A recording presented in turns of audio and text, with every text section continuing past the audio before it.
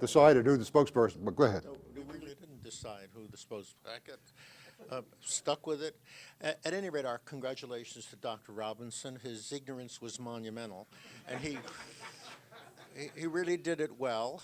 And on the other hand, our negativity towards the counselor, Mr. Batts, who was the wrong counselor.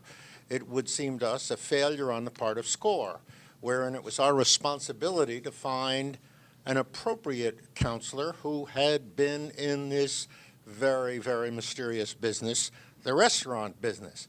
And this guy don't know nothing about it. So when the initial phone call was made, we should have made a better effort to find someone who was in the restaurant business with appropriate experience. The consensus here was that he should have found out more about the client, in particular his experience and in particular his resources to be able to gauge what he was going to do and how successful he might be. Like, for instance, Mr. Robinson, how much money you got, baby? Because you're going to need money for this. We also felt that the explanation for the SBA and its focus and role in the situation was somewhat short-sighted or shortcoming, and it could have been better done. And in particular, if there was some reliance, or to be some reliance on the SBA, that he be afforded the information on what he might need to get a loan from a bank guaranteed by the SBA. One thing we'll come back to, this issue about matching the wrong counselor up with the client. I'd like to come back to it at the end of the discussion. Some of the other things you talked about is just a matter of sequence. When those things are talked about, you will see some of those things being talked about in other segments. So what we're seeing here in some of the comments is a sequence issue. This is the beginning of a counseling session. A lot of the points, if they had not been brought up in a counseling session, is correct. They should be, and you will see most of them. The significant point you brought up, which we were anticipating, is the issue of counselor-client matching them and what are the issues there. I'd like to address that as we get through teams 1 through 6. Team 2. Chuck covered most of our comments as well. We felt that he should have covered what SCORE is on the outset, telling them that we're a national organization. We are a bunch of old fogies that are donating our time to help them not make the mistakes we made. We felt, though, that the counselor could have given a little bit more of his own background and also prod the client for a little bit more detail also. It didn't seem like they were generating a good rapport between themselves. Possibly that is because of not knowing enough about one another.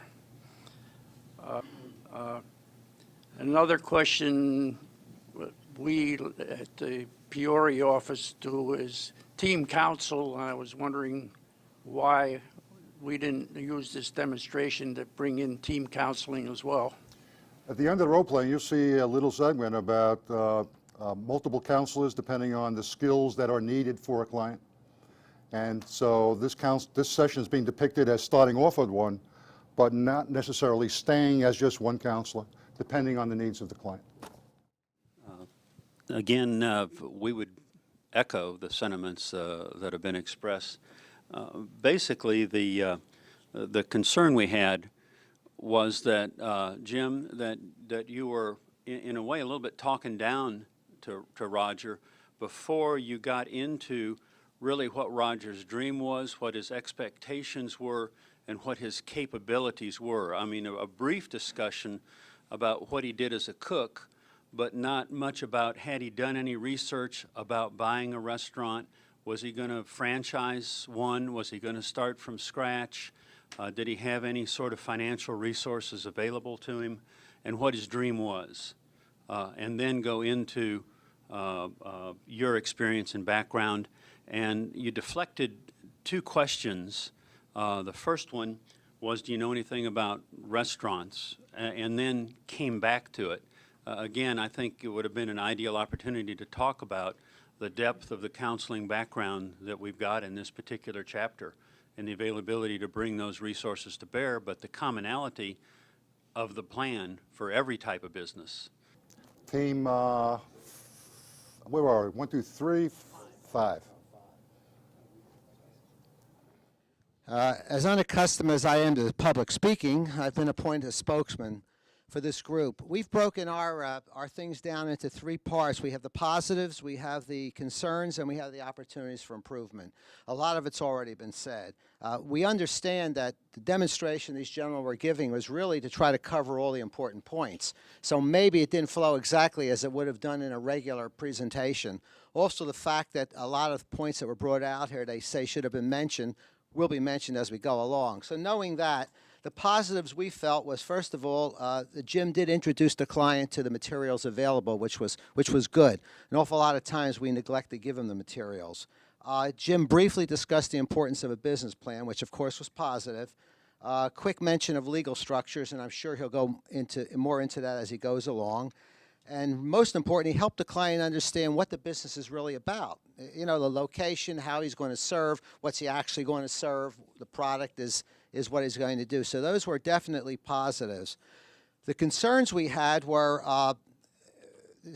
we would have normally started out by telling the people, as somebody had said here, who SCORE is, but more important, the help that's available at SCORE. The 66 counselors, the various backgrounds that we have available, so they understand going in that this is not this is a one-stop shop, that they can come back.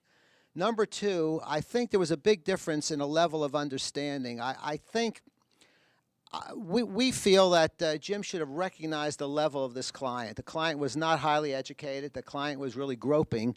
And we felt that Jim was using some terms that maybe were a little difficult for the client to grasp. And sometimes that scares a client off because they're ashamed to ask, what does that mean? You know, and so they get embarrassed. Also, I think it was important when we talked about the SBA, we should have discussed, as someone here had said, exactly how the SBA works in this. And it's very simple to do, but they guaranteed a loan and what the benefits are. The opportunities for improvement probably are to ask the client, at least initially, if they're going to write a business plan, do they need to borrow money or is this for their own benefit? Because I think the session flows differently depending upon what they're going to do. If counselor does not have restaurant experience, which I have had clients and we all have had clients, I always assure them that we're going to cover all the business points, which are very important, and then we'll then make a second appointment with Roger or Mike Blank to talk about the actual running of the restaurant. I think the client would have been a little more at ease than knowing they're talking to a counselor who really has no restaurant experience. 2 issues that came up that I'd like to talk about. The first is this issue about counselor-client, skills, and the match. I think we have 2 camps here. One camp says if the person's a startup and has never, if the client is a startup, any counselor here should be able to counsel that client at least through the first 2 or 3 sessions and maybe right to completion, but recognizing the need that a counselor with restaurant experience is available to bring in when we get down to very specific issues. That's one camp. The other camp is saying that he should have been matched directly with a counselor who's got restaurant experience. Segment 2, this is the second piece of 3 segments of our counseling session, and we're going to pick off the last thing we talked about was the title page for the business plan. And let the counseling session begin again. We have our title page, and now we want to move into the details of the business plan. And in my experience through the years with clients, they've taught me a lot. And one of the things that I have learned is that they're very intimidated, as you are, by the word business plan. Right. Whoa, business plan, okay? So I have found by doing some things that are typical and atypical, we take away the intimidation of this task, because it's a task. And I recommend to people that the first thing they do, and this will, in some quarters, will be heresy, the first thing they do is they write their executive summary. And I said, what is an executive summary? How can I write a summary if I don't know what I'm doing? Exactly, exactly. But you do have a concept, you do have a vision, you do have something in your mind about this restaurant and what it's all about. Yeah, yeah. And we're going to go through 12 steps that I put down, okay, that will allow you to transfer from what's your head, okay, in your head, to a form which is expected in our industry. So if you'll be patient with me, we'll do that. It also will become the outline of your business plan. I understand outline, I didn't understand summary. Well, the but I outline understand and the summary is going to become one and the same thing. Because Okay, when you all do right. the summary, you're going to have an outline, Okay, all right? all right. So I like to embark on that. And I'm going to give you this, it's called the Sigma Series. I'm going to give you this for your reading and taking it through step by step. But in the hour time we have here, I do want to get to these 12 steps, okay? So there's something I've got to do beyond here. We're not going to get it all answered here. Absolutely not. Okay, all I'm right. going to give you an overview, a macro view, and you're going to respond to that. And then I hope we'll have multiple sessions and following through with a business plan, either with me or co-counseling with other people. Oh, others can be involved? Others can be involved. All right. And what this does, it's your first visit, this allows us, all right, to have you prepared for the expert who may need it or may not be needed. Oh, so there are experts available who may know, who have experience in what we're doing? Indeed, we do. We have experts in the restaurant business. Okay, All right. all right, good. So you might consider this a preparation for the expert. Okay, all right. There are three basic elements in any business plan. The first element is the business model. And you might, and the business model is listed here as the fifth item in my 12. And you might say, whoa, he's going to the fifth item. Well, I also want to know what you mean by a business model. And we'll get to that. Okay, I'm picking the business model because the business model describes what you do in a process with people and with provisions. you're talking about how I buy my supplies, how I make a sandwich, and so on, And things how like you that? deliver it, exactly. Every step Deliver, of I mean, it. how we give it to the customer. How you give it to the customer. Okay. How you package it. How you, as they say, plate it up. and Plate it present up. to 'em. Okay, Okay? all right. So you have a little restaurant experience. You said plate it up. Yes, because I go to restaurants Oh, and I've okay. had All right. clients who had restaurants. Okay. Literally. All right. Okay. I've been in their restaurant. I have observed their process firsthand. Okay. These are for people who are already in the business, and I'm counseling them. So there's the business model, and the basic thing about a business model is what we call the 3 Ps. What is the process by which you apply to deliver the sandwich? What people skills are required to do that, and what provisions you must have to allow the people to practice the process. And that'll all be detailed in the plan. These are all details in the plan, and that's going to be one of the first tasks I give you, All right. is to define how you make a sandwich and deliver it to the customer, including the outside resources you use, as well as those you control directly. For instance, you've got to buy the raw materials. Yeah, You've got to yeah. buy the buns and the meat and the vegetables, et cetera. And then we got to store them somewhere. And you got to store them, you got to stage them, and you Okay. got to process them. All right. Okay. The second element, or you might say second pillar of any business plan, consists of a footprint of 4 items.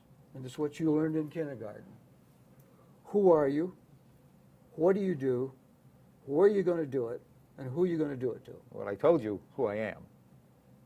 Well, we want to talk about the business now. Oh, okay. You All right. personify the business. So in that realm, you're in the market arena of a restaurant. Right. You're in a Yeah. niche market. Oh, yeah. It's not a gourmet restaurant. No, as I told you, it's fast casual. Right. Quick. Exactly. So you're playing a specific role in the serving of food in this niche restaurant business. This, in playing that role, you obtain the right raw materials, you bring them in, you stage them, you inventory them, and you process them to give the customer the best possible service, because it's fast. Oh, it's going to And be we're gonna fast. talk We about- are down where people are working all the Right. time. They've got to get in and out real quick, particularly at lunch. I've got office people working there. I've got people who go to school in the area. Absolutely. Very They want to good. get in real quick. They want to get in and out. That's why I call it fast casual. Very good. That's what we're going to do. Get that food to them. Get food they like real quick. All right, very good. Then the next item is what specific need do you provide? And you've answered that just now. I provide a need of quick service, of good food, where they not only can eat, but have a good experience. That's what you meant by experience. Right. Okay. Whenever you eat, when you're done, there's an afterglow. That's an experience. Well, hopefully they feel good about it, yeah. And your Okay. sauce is going to make them glow, whether they want Oh, to you're or right not. there, because Grandma she did a job with that. It's wonderful. Okay. Then we talk about geography.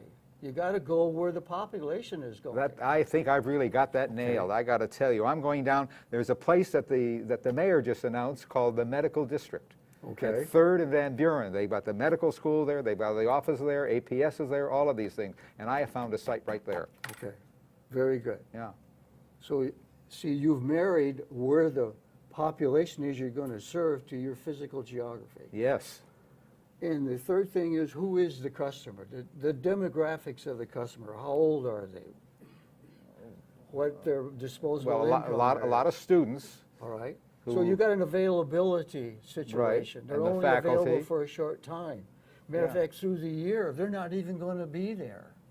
Well, hopefully there'll be summer school.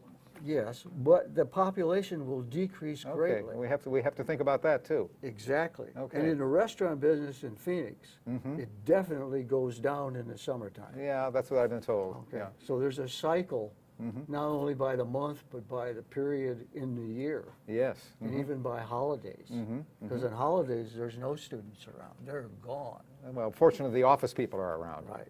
Okay. Well, you got to balance out who your customer is. That's the Okay. point we're making. All right. The third element is, how do you access the market? In other words, there's a market that you must access. Mm-hmm. So you're saying, well, the access of the market is to have a proximity to my population, so that they Didn't I can. say that? I got the people right there, and the people are right around the corner, and I just thought I So meant why to- would they come to your restaurant? Oh, okay, all right, okay. I might interject here. Mm-hmm. In starting any business, you always have to look at what we call the incumbent. What is an incumbent? Yeah. That who now serves that position or office. Oh, well, there are a lot of restaurants around Right. there. Now, Yes, for you yeah. to be successful, you must identify that incumbent. You must displace them, or you will fail. Well, we think our food and our is so great that sandwich is so sensational, it just can't miss. It's that good. I mean, That's what you think, but what Well, you Grandma think, has had people knocking on her door for them to make but sandwiches for her. Grandma was not in a restaurant. That's true. I mean, and she had a closed audience. Her relatives, they didn't dare say it was bad. Oh, there were people down the block who would come too. All right. And if they did, all right. Yeah, yeah. So there's acceptance and non-acceptance. But Okay. that's, when we talk about market, you need to go, there's the marketplace. It's downtown. It's with that population. Right. Now, I've got to access that market. Well, and I'm I've gonna- got I'm to gonna be- also make a sale. Yeah, but I'm going to be advertising. I'm going to be handing out flyers. I'm going to be knocking on doors. I'm going to have all kinds of specials. I'm going to do all that kind of stuff. That's good. And that's part of your business plan, because you must Okay. allocate a program with a budget for that. That costs money, and it costs time. Oh yeah. Okay. All right. Okay. So I'd like to come back to the, in other words, we got the three basic pillars of the business plan, okay? And I'd like to come back to the business model. Okay. And what I want you to do is to consider as a first task is defining the process, the people skills, and the provisions they must have to do that. Now, you start with a restaurant, especially as a building, Right. okay? What's your concept for the building? Well, I think I told you the location, and Yes. I figured out that I'll have about 12 to 1,500 square feet available. It's not going to be real big, and we'll have enough space in there so that we'll have. So is there a building at 3rd and Van Buren? Yes, there is. Yeah. Okay, yeah. and how did you find out about this? Knocking on doors. I just Okay. went down there and walked around and knocked So on you're doors. dealing with an agent or a broker? They turned me over to a broker. Yes. Okay, so you're working with that broker? Yes, I am. One of the things that you need to be very, very cautious of is the terms and conditions of your lease, and you are considering lease? Yeah, I guess so. I think that's what I have to do. I would most think so, because if you're leasing a space, you must have improvements. Yeah. You're investing a lot into that building. Yeah, we got to talk For a about the period of money. time.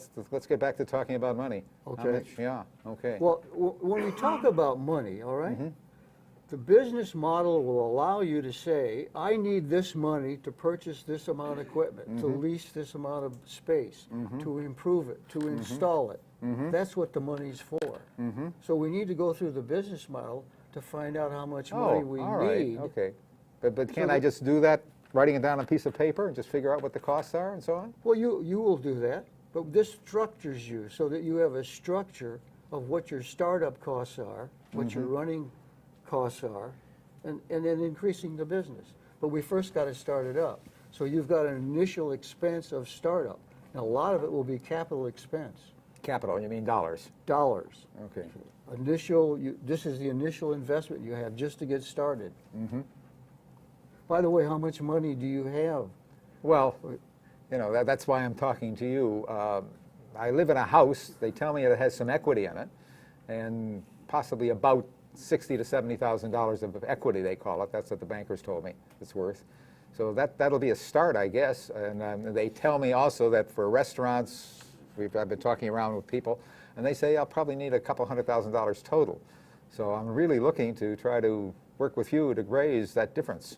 Okay, so you're not far off on a couple $100,000. Yeah, no, I know it's going to take some real money. So what we need to do is formulate, all right,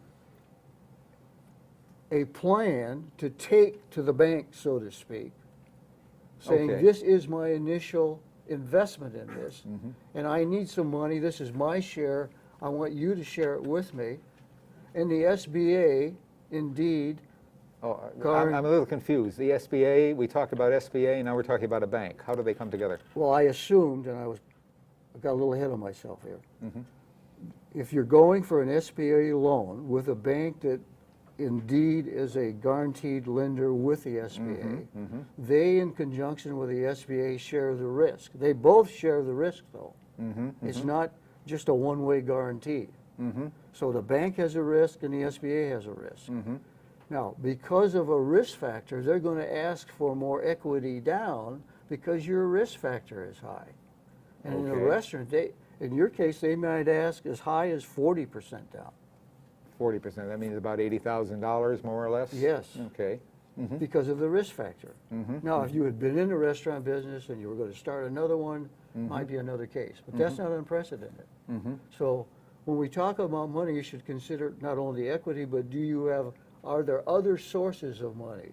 Friends, relatives, insurance policies, retirement funds, whatever. You should look at all of those. Have to look at all those things. Right. All right. In other words, I want to emphasize, money is a resource for you to implement your plan. Consider I'm it as getting a that resource. idea. All right. Okay, I'm getting the Point idea. is, get the plan down. What is it going to cost you to start it? What is it going to cost you to run it? Okay? If we may now slide into, okay, what we call the 4 C's, because this is going to give you a factor of whether this restaurant is really viable. So let's talk about your restaurant and your delivery. And that's just for the sake, assume that it is a lunch business, which you mentioned before. Yeah, and the lunch hours, they tell me in that area, are roughly from 11:30 until 2. Okay, so your activity period is in that slot. Right. So we must look at what we call the capacity for you to deliver in that slot. How many sandwiches can you deliver in those peak hours? Well, I can make a sandwich every 5 minutes. That's all it takes. Okay. And then we can go through. So If you've I got may all the say time. so, that seems a long time. Well, we're allowing the time from the moment the customer comes up to the counter Okay, to where the sandwiches Right. meet. And remember, it's a toasted sandwich and then pays for the sandwich. I like what you're saying, but you said make the sandwich. You didn't say deliver the sandwich. Okay. Okay. All right. So it's gonna have to take you much less time than 5 minutes to make the sandwich. Okay, I included the whole Study thing. the fast food people. They've got it down to the second.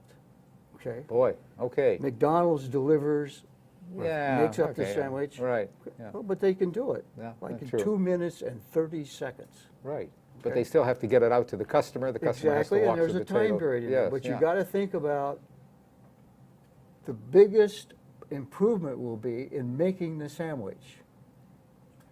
Because without the sandwich, you have nothing. Oh, yeah, yeah. I thought the biggest improvement was So going to be in the taste. what of the numbers have sandwich. you come up with? Because that is capacity. Capacity relates directly to income, Okay, I think I understand what you're saying. okay? Well, how many sandwiches can you deliver in 3 hours? Well, I'll just use that 5-minute factor and divide it into the time. All right, and I'm Okay, not, we- that- and I'm that not trying to makes- put you yeah, on the yeah, spot, but right. that's one of the tasks that you need to address. In that time slot, how Right. many sandwiches can I deliver? Yeah. Okay, in that time slot, because that's directly revenue. Sandwiches Oh. equal revenue. So I have to do pencil and paper, I have to figure that out. Yes, you do, Okay, okay? all right, And I want you to take the first cut at it, and I'm always here to help you, all right? okay. all right. Now, the second C is, what is the limitation of the capacity of your enterprise? So we talk about capacity, and then we talk about the next C is capability.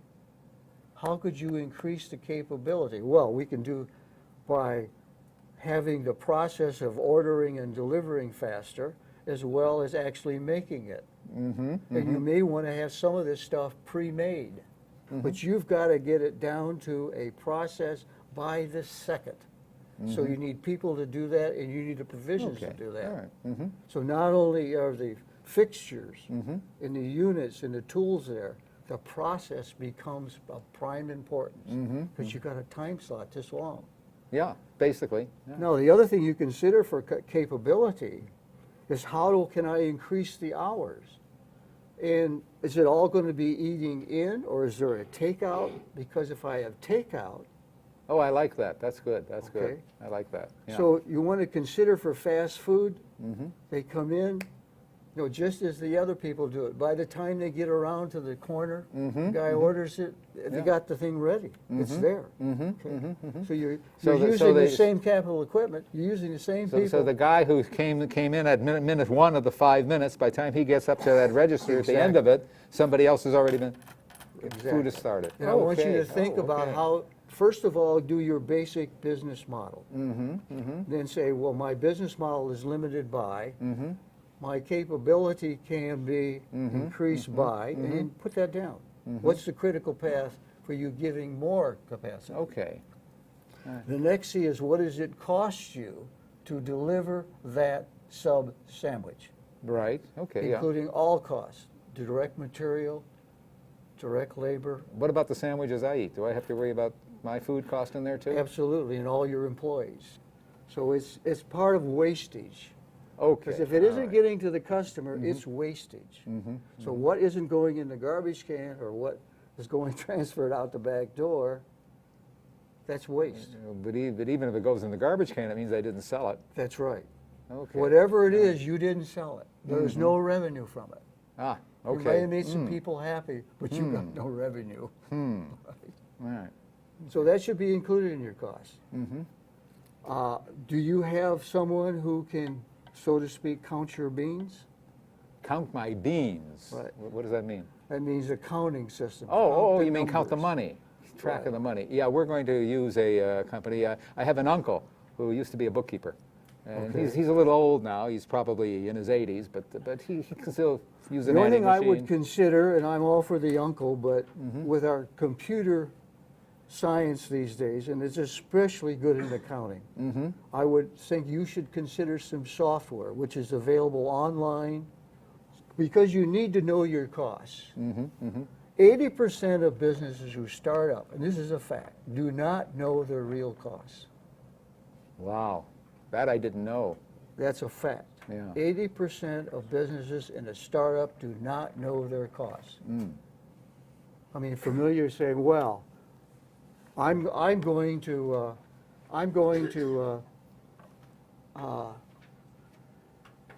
not pay myself for the first year. Yeah, sure, because the money that I make at the end, that's my profit. All That's, right. it's, But you see, you should include in your cost payment, even though you may not pay yourself. As far as you're concerned, the company's getting you for nothing. Always consider the company as a third party. And your yeah, employee. but it's my company. Fine, but your company, from a structure viewpoint, is a third party, and you work for the third party.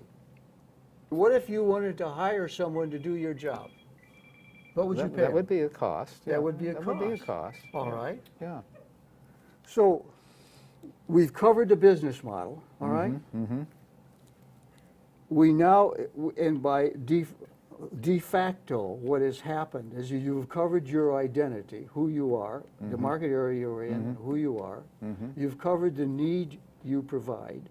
You've covered the geography and the customer. The business model, to test your business model, you got to ask yourself, does my business model fit the need and fit the purpose of my identity, of who I am, what I provide, where it happens, and who the customer is? It's a balance act. Yeah, but I think it does. It's Fine, yeah. that's, but you want to get that on a piece of paper. I keep forgetting that piece of paper. And then the third item, which we'll discuss in the next segment, is how you access the market. What Okay. aspects of the market, how do you access them? How do you make a sale? How do you get somebody to come in, sit down, and order a sandwich? Okay, we're going to start in reverse order this time. We're going to start with 6 and then work our way back to A 1. couple of things, first of all, some observations, and I think it's important. I don't think you have to be a restaurant expert for the first couple of meetings. I think we can all do a good job to get them past that point. Second of all, I think Jim did a great job in bringing out the many points that Roger needs to think about. The group in general felt that he was hitting with too many points too fast, and because of his educational level and background, maybe he wasn't able to follow it as quickly as he probably could have. Some of the positives were Jim alluded to assigned tasks that he was going to give him and set Roger up for future sessions, which was very good. Jim defined Roger's input as to how it should be used. And everything Roger said, Jim explained to him how that would be used in a plan. You know, how you serve, where you serve, who you serve. Very important issues, obviously. Jim discussed the need to research acceptance of the product. We usually tell our group, and Roger and I do the Start Smart, you know, just because Grandma thinks it's great doesn't mean you're going to sell the thing. But I think Jim let Roger understand that he probably needs to do a little more research. So those were very positive things. A couple of concerns we had as a group was Jim did not determine if the client even qualified for a loan. Really was no sense in taking him through this entire procedure without finding out what he had. He had a couple of dollars in cash. You know, did he have any collateral? Did he have 5 credit cards that were maxed out and just bought a Ford truck, $30,000 truck with $100 down? He's not going to get a loan. So you know, we tell our clients they need to clear that up first. So that was a concern of the group. We felt that Jim may have been going a little too fast. I think Roger got a little confused. Jim was speaking to him, well, I mean, he acted well. Jim was speaking to him on a different level, and I felt, and I think the group felt, that sometimes a client is afraid to ask you what you mean because they don't want to look stupid after the first couple of times. So what they do is they turn their mind off and they're not listening to the rest. So I think maybe he needs to go a little bit slower considering the level of the client. Some of the other concerns we had, the general accepted method for writing a business plan, at least in 100 years I've been doing it, is to write the business plan and then write the executive summary. Now, I know Jim likes to talk about writing an executive summary first. I'm not sure how that has to be done, but I'm going to talk to Jim afterwards. He's still using terms such as micro view and various things that I'm sure Roger did not understand. And Jim talked a lot about the business model, but never really defined what a business model is and what a business plan is. So those were the issues. But overall, I've done a great job following the script terrifically. A couple of comments. I think you're right on in terms of your comment about squeezing stuff in. And one of the predicaments we had as a team was trying to demonstrate a counseling session that really occurs typically over more than 1 hour. So we're putting stuff in here that typically might happen in the second or third counseling session. The other issue is important, the issue about needing the marketplace and how do you quantify that? How do you know that Grandma's sauce is really a good sauce? And as you pointed out, the big guys spend money by test markets, focus groups, surveys, and the little guy ain't got the ability to do that. But they can do something, not to reach a sure conclusion, but they can bring some people together and have them tasted. They can make some calls. They can do something towards saying, yeah, this is a product, there's a need out in the marketplace, and I've got a good chance of being successful because I've got a nice product. It's a wide range of capabilities, but to ignore it totally, saying you just can't do it because you ain't got the money, is not the way to approach it. To try at least to do something to quantify the need in the marketplace for your product or service. Well, basically, agreeing with what you said, Marty, the group did.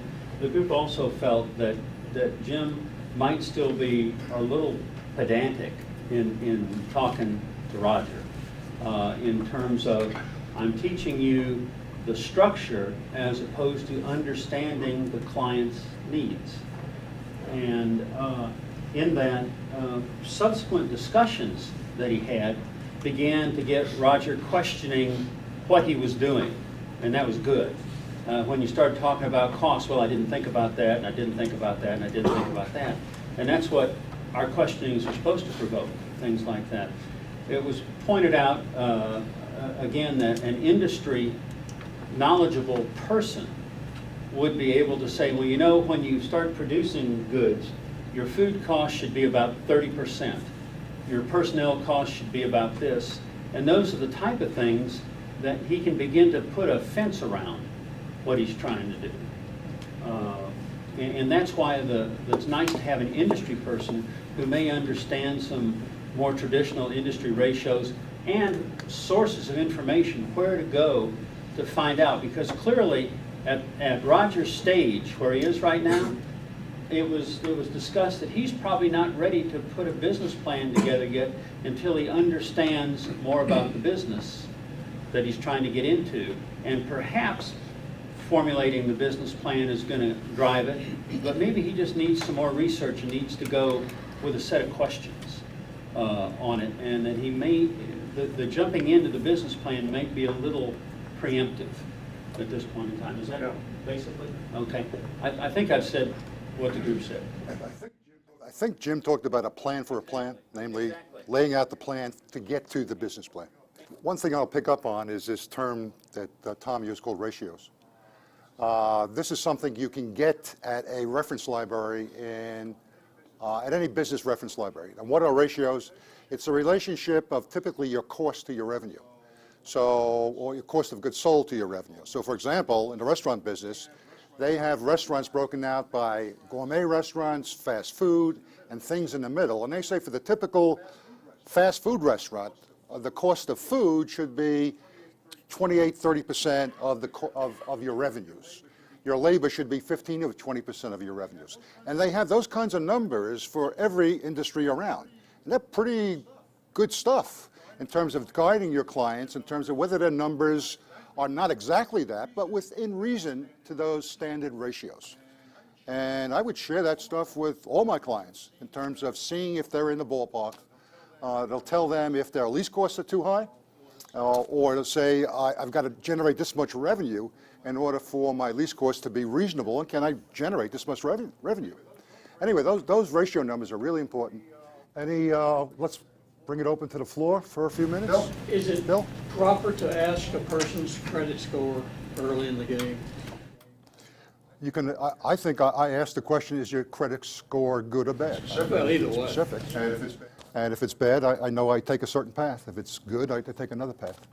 We are going to start up segment 3, the last segment of the session, and I turn it over to Mr. Robinson and Mr. Batts.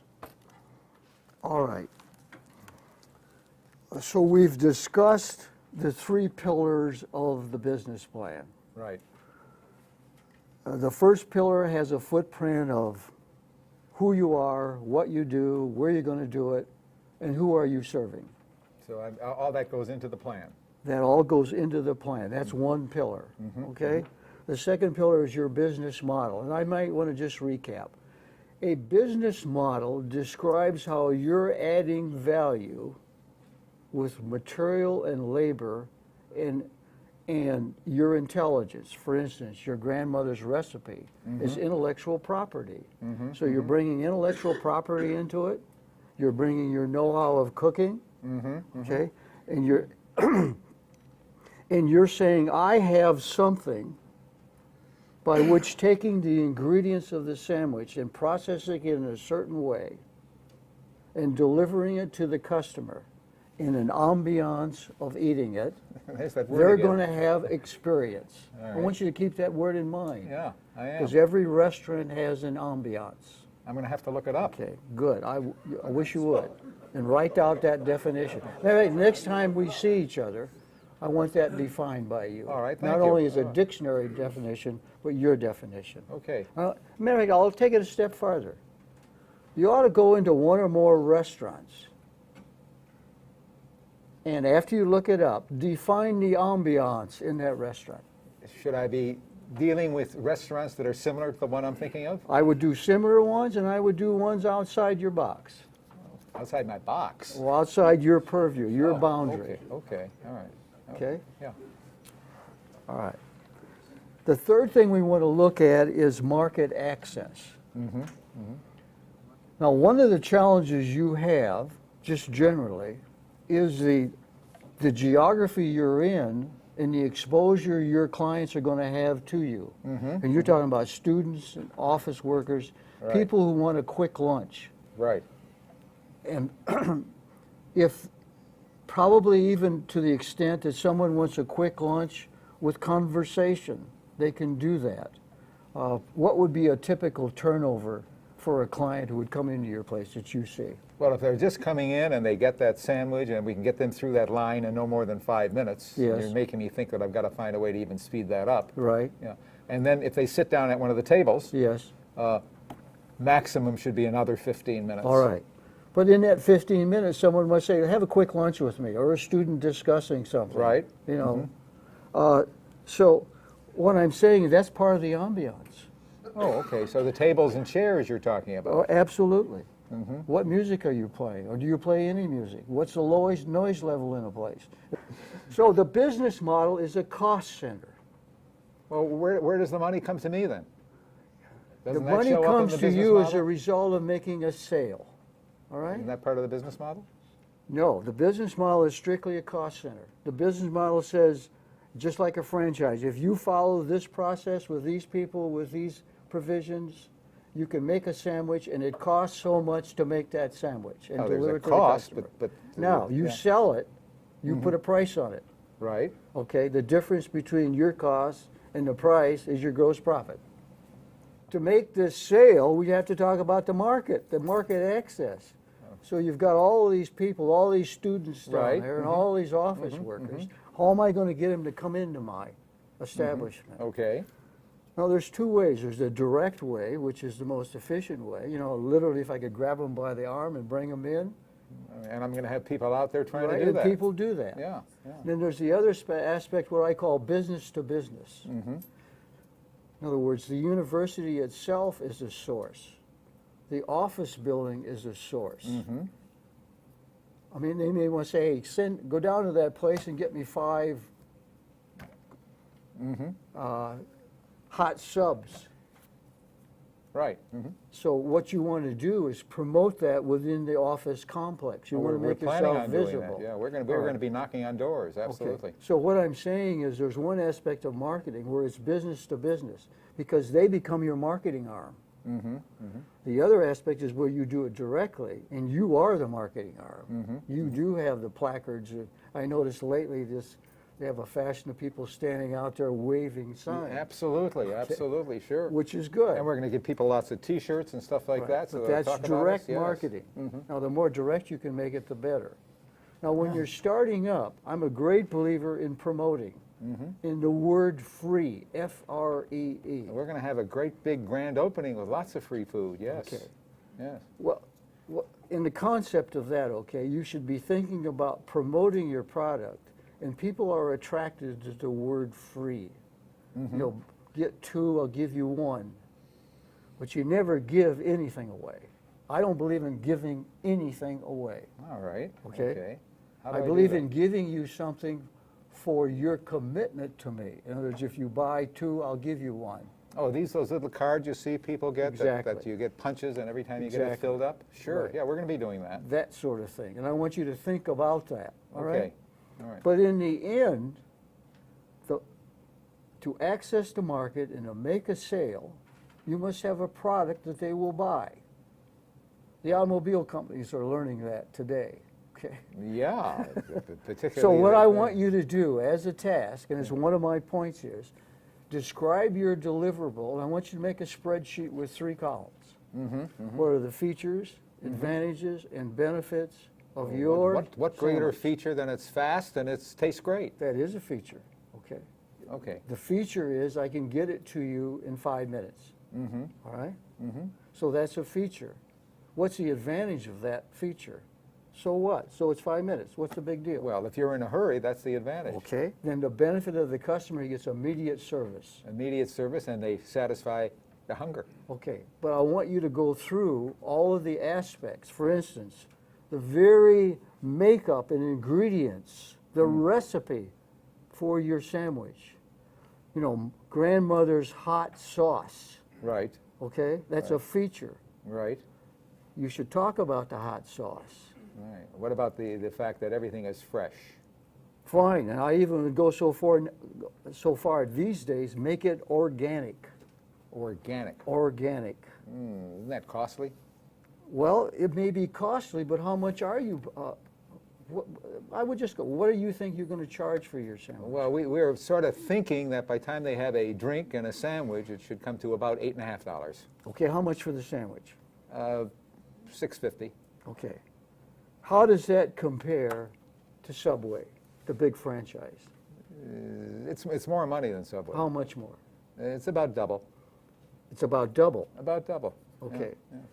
So when we talk about your deliverable and the features, advantages, and benefits, the first thing I'm going to do as a customer, I'm going to give you a value judgment as compared to Subways, because that's where the last time I got a Subway.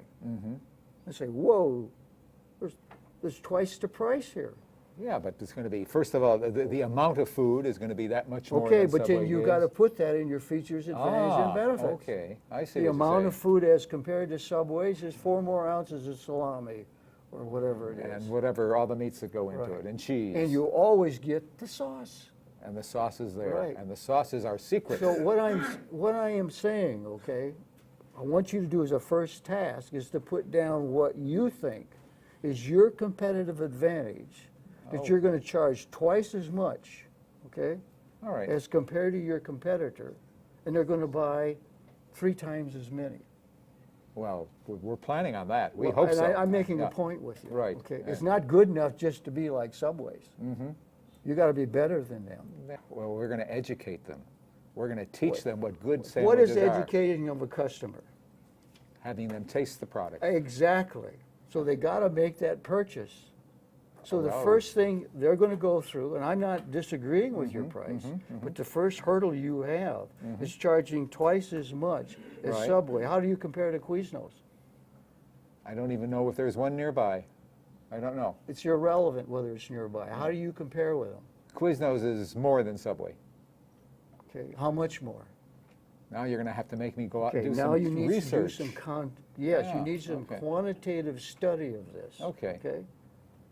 You need to do some, what I call some legwork. You need to pound the pavement, compare the prices, taste their product. Visit your competitors. Exactly. Visit them, and if it's possible, go to work for them. Go to work for them. Go to work for them. Become a waiter at Quiznos. Become a waiter at Subways. Oh, So you can find out what's going on the inside. you know, never thought of that. As a matter of fact, in my past life, okay, I was a consultant.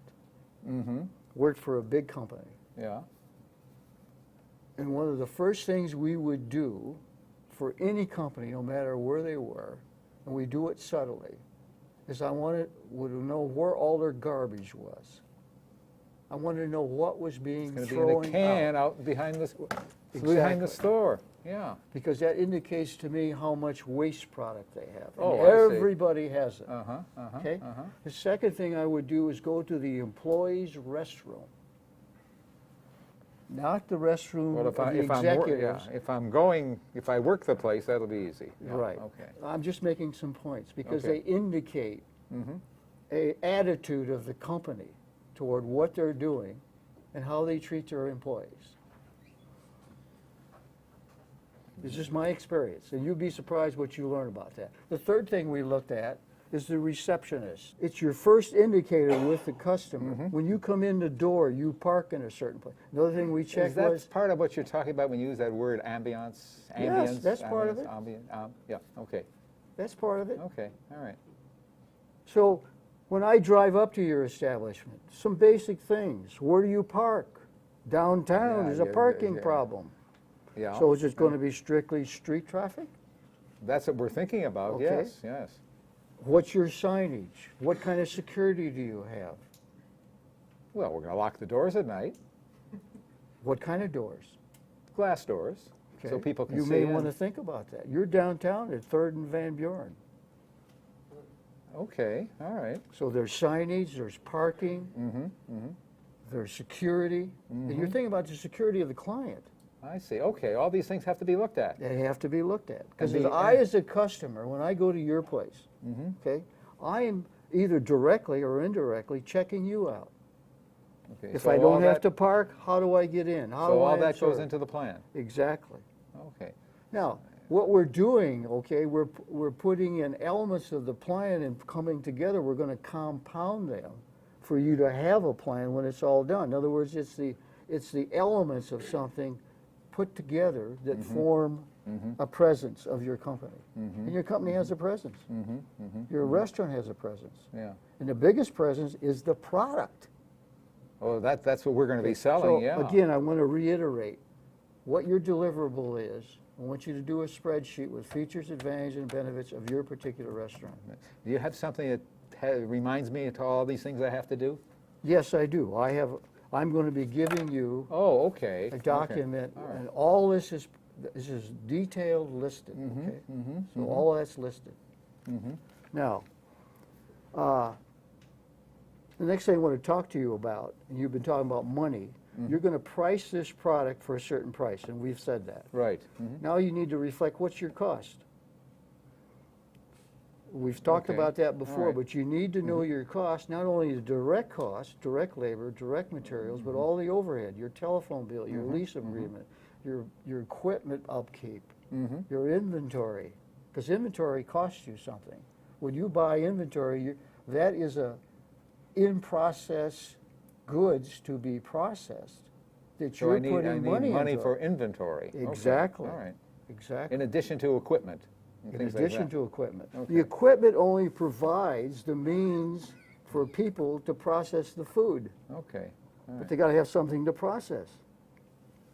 So Okay, you need all to right. have suppliers. Okay, And in the next couple of sessions, we have what we call outside resources. couple of sessions? You mean I'm gonna get to see you more often? Yes. How often can I see you? You can see me as often as you're ready. Because I'm gonna give you some tasks. If you're ready, you Oh, come back. You give me homework? I'm gonna give you some homework, and we're gonna get to that. Oh, okay, all right. But I want to talk, one of the points I make is cost versus price, so you know what your gross profit is. In other words, for every sandwich I sell, it costs me this much, with everything applied, all my costs completely, including your salary. Okay. Including myself? You Including got me yourself. back working for the Yes, company again? Yes, I do. Okay, all right, Okay? okay. What does it cost me to deliver that sandwich? Including the wrapping you put on it, everything, including your calling cards, the electricity to See, keep the sign on. when I was in the Navy, we never had to worry about costs, so it's a whole new thing to me. Because they gave you, you were a worker in the Navy. You were an enlisted man. I wasn't the cook, I was a worker. Okay, all right, okay. Yeah, you were a cook, Yeah. but you were a worker. Okay, all right. Believe me, I was in the Navy as an enlisted man, yeah. and I was assigned to the kitchen. Yeah. So I know what you did with me. Now you know that I peeled potatoes. Now you're getting to it. All right.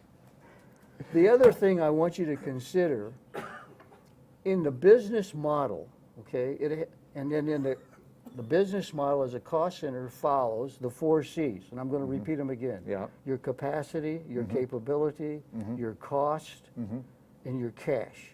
All right? Now, we talked about you're going to be operating at noon hours, and we talked about a maximum capacity that you could deliver in that sweet spot. So I've got to figure all that out. You've got to figure that out. Now, once you figure that out, you will come up with a figure saying, if I'm running at 100% capacity, and let's just use for a figure 100. Let's use that word, that Okay. number, 100. All right. I can do 100 of these. Right. I want you to assign what your price is, okay, and show me your gross revenue All right. based on your capacity, Okay. what your revenue is going to be at running at 100% capacity. Okay. And once you get that done, I mean, it's a little arithmetic. Okay. Then I want you to take another task, and I want you to take 80% of your capacity. In other words, you only utilize 80% of your maximum. Okay? Okay. You can drive her at 100, but I want you to go back to 80. Why do I say that? It gives you a viability of what your task is. A what? Viability. Is this business viable? Is it something that really can go forward? Does it have substance? Can I look that word up too? Sure.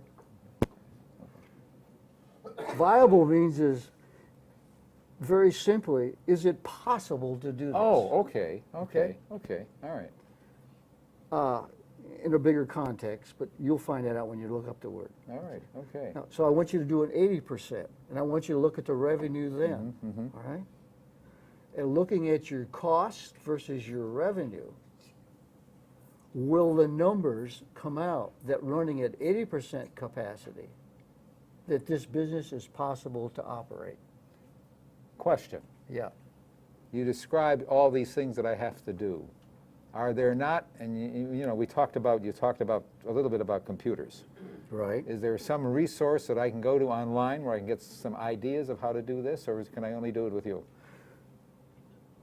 Well, you certainly can, I can share it with you, and there are some things online, but what I'm asking you to do is a very simple arithmetic.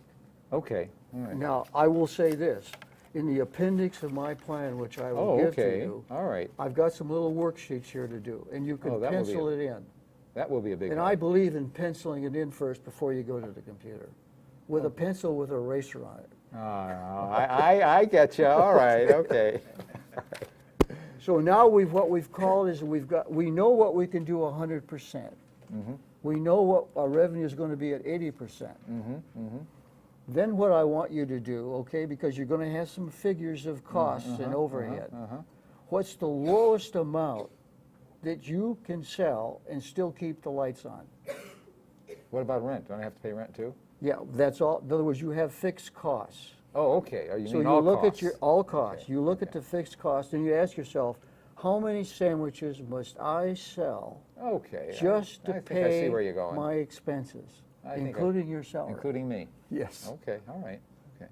I think I get it. And that's called the break-even point. You know, I've heard the phrase before. Thank you. That's Okay, break. okay. I mean, the accountants get into some sophisticated formulas. Don't be concerned about that.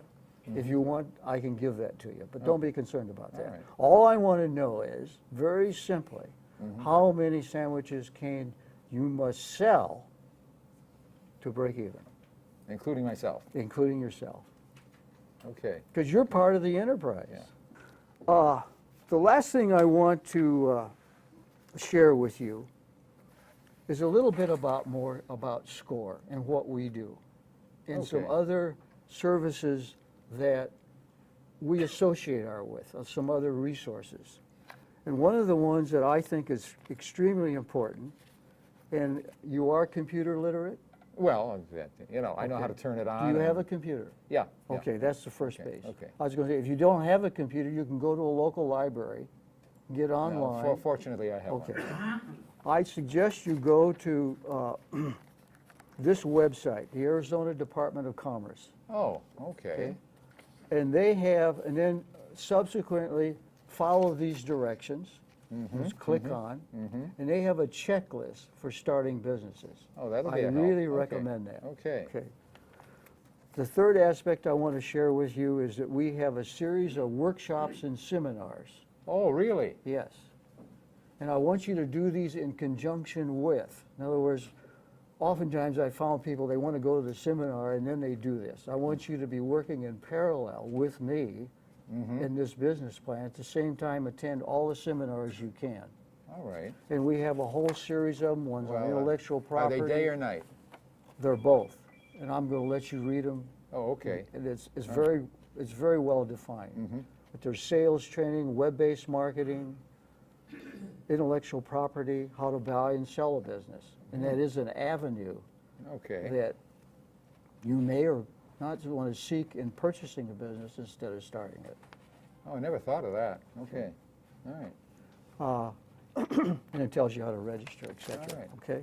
The third thing I want to discuss with you is our premium series, our survival series.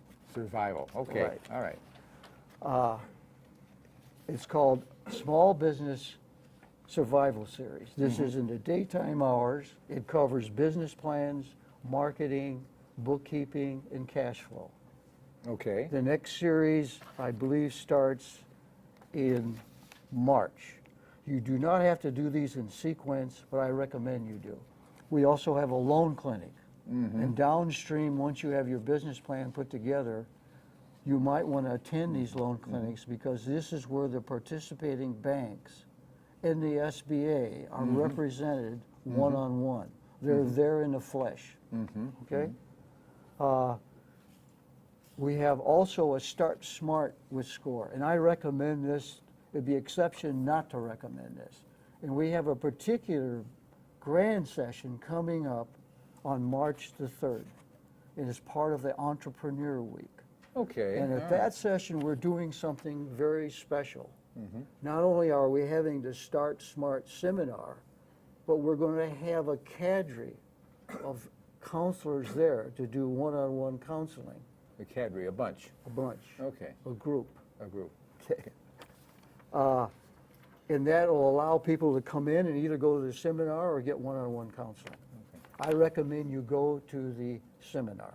All right. It's very Does it comprehensive. matter whether I go to this one before these, or does it not matter? I recommend going to this one first, Okay. okay? Because it gives you an overview.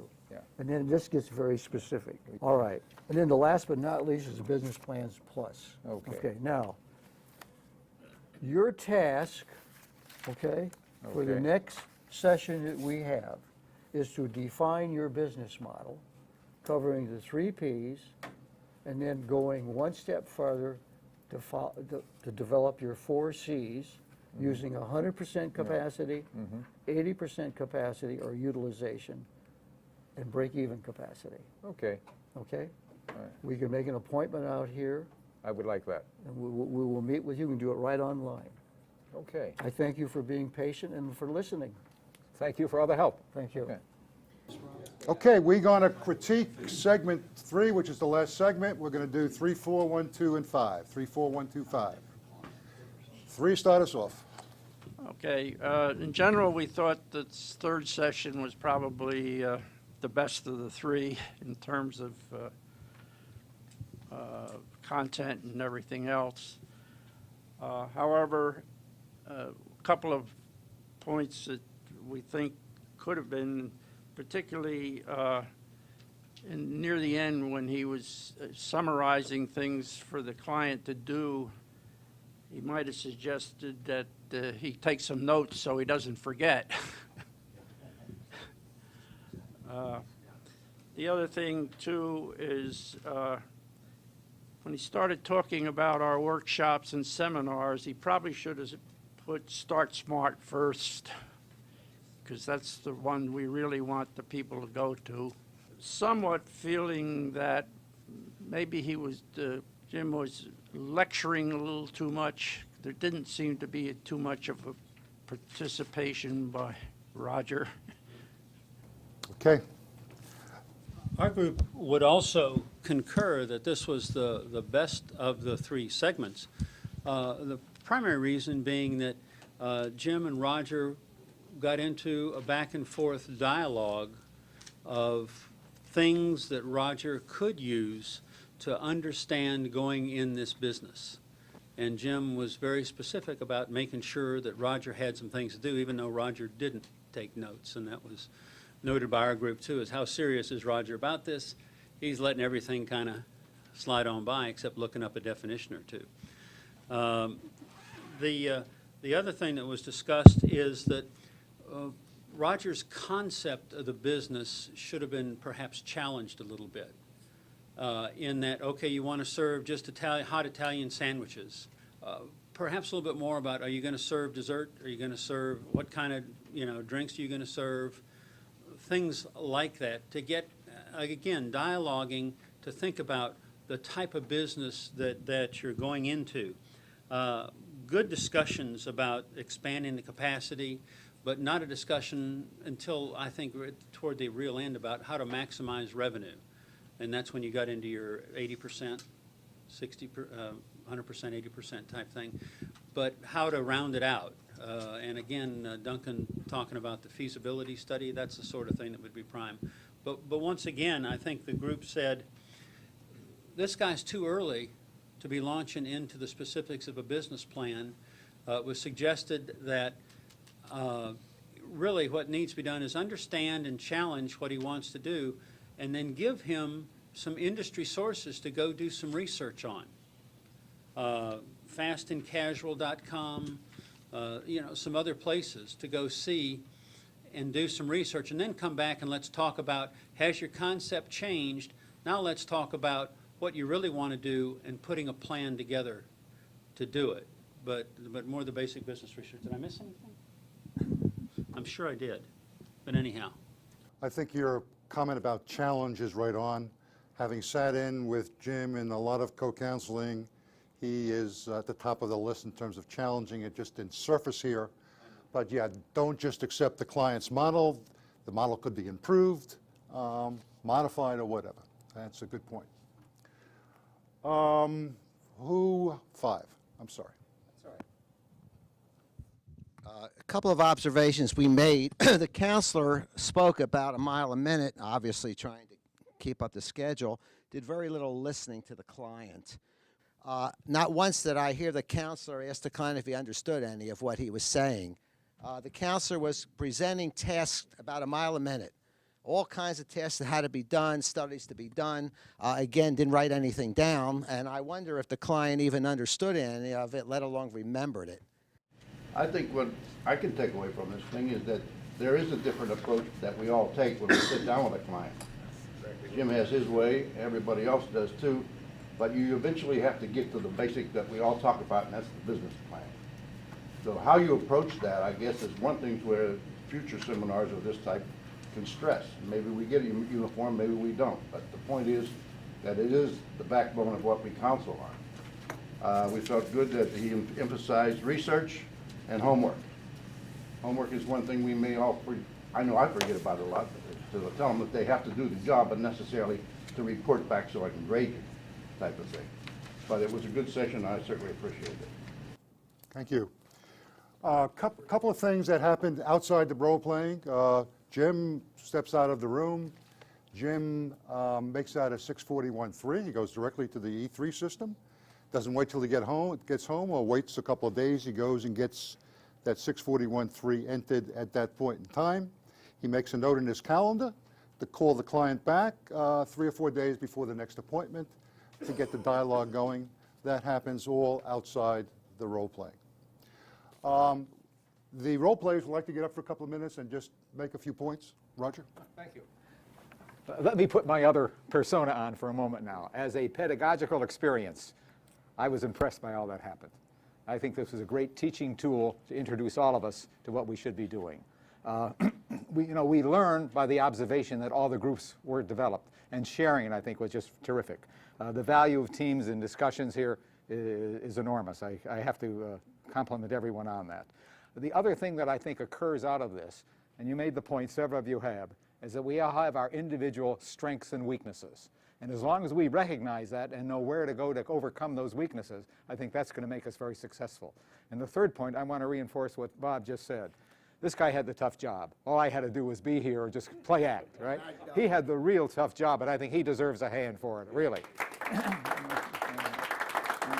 The other thing to reinforce what Bob said, the secret of his success, because he does have more continuing relationships than any of us, is this level of commitment. This is a commitment that I think the more we reinforce it, the more we're going to see our strengths and our values grow. Thank you. Well, first of all, I must say that the constraints of what we had to do, and that was well formed, and we orchestrated this, and it's come out different every time, which I think is good. But it did hamper my style, I gotta admit that. Breaking it up and then starting again, or where was I, and how do I get this thing going, and Okay, this concludes the class. We'd like to get some work from you. We need help. We want to give this class regularly. We want to make it better. We want to look at this class as a continuous improvement environment, where next time we do this, we become better than what we did it this time. We had some suggestions. Ray has taken some notes. The notes are going to be published. Hopefully we'll use that as a reference tool. But please look at your evaluation sheets, and please put some energy into it. Don't just check the boxes, but make some notes, write some sentences. They will all help us give you a better class about a year from now. Thank you.